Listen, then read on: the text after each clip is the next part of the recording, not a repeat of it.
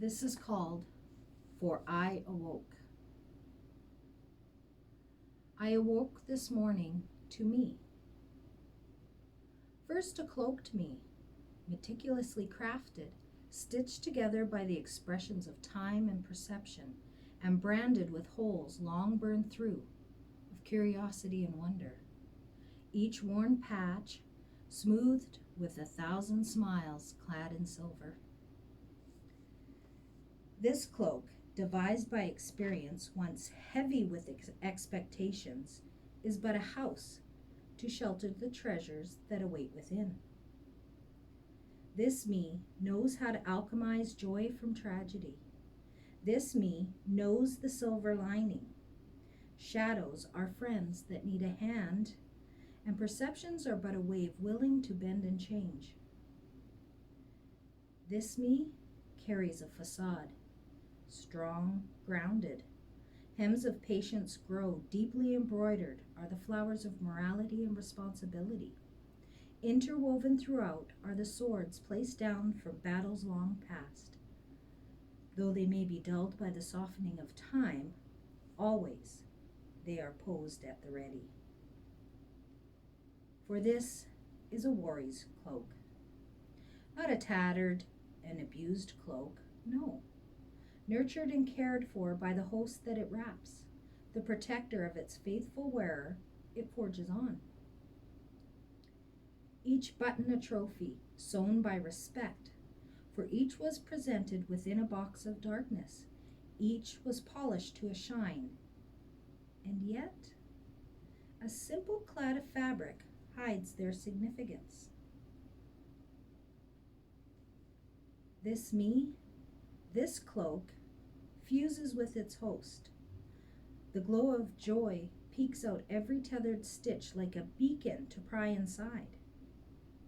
It's the vulnerability that it hides, conditioning this cloak like a well-worn leather, sturdy and pliable. The boxes that lay inside, they're gifts placed out in perfect familiar wrappings.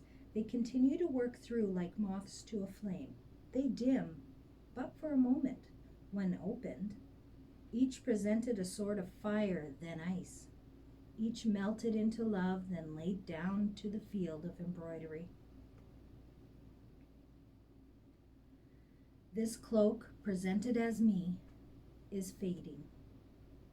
Hemlines falter to stay together while the thread stretches thin. The pattern, procured as needed, has been forged by distant memories of lessons relearned, tangible and logical. The me in waiting holds secrets. Within the joyous flurry awaits a box, not so wonderfully wrapped. Dark and worn, the lock hangs open. Obvious it has been gently pried open before. This box, unlike the others, contains no perceivable memory or path. Reeking of vulnerability and fear, this cloak of a me wants to keep it buried. This cloak begs to remain the ultimate shield, but the me inside it hides has no desire for it. There it waits. Placed outside and left ajar, this box, unassuming in nature, awaits to be examined. If there was memory of this gift, it was lost long ago. Another journey, placed directionless, promises possibility. This cloak knows courage, for it can intuitively guide through lessons of remembering and foreseeing. This metal, however, requires surrendering to the unknown. What should this look like? Where's the first step? How will this feel? And there it lays. This cloaked me knows the metals of tragedy, knows the rewards of battles fought with determination, love, and joy, responsibility and compassion, anger and frustration, resilience and poise, logic and heart. Most of these won with a reliance of self that has chosen to battle demons in silence, to heartbreak and mend in the shadows, stand and lick wounds quietly. Self-reliance is a well-worn path, and the light shines when the battle is done. This me, it would seem, is unsure how to receive. This me knows to need and self-fulfill, but to want and receive is of another language.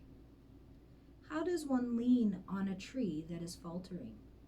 How does one receive help from those whose hands are full? When you don't need saving, how do you want it from a world that is blinded for it? What is this partnership of roads that run in all directions?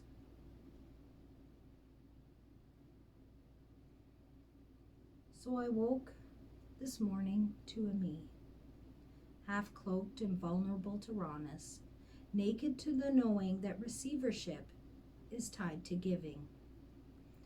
Malnourished, I awoke this morning to me who watered and tended the grounds for the fruit, yet is unsure of how to harvest. The me who has let others in to pick from the garden. Children careless of their footing, drunk with the loving support they ingest. Children lost in their own beautiful world have no awareness of the caretaker. The me who will remain to rebuild what they have discarded.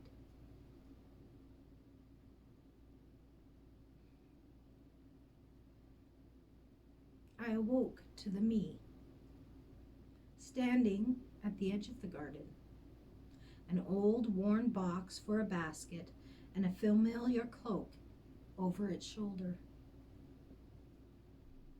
A me unable to find the gate.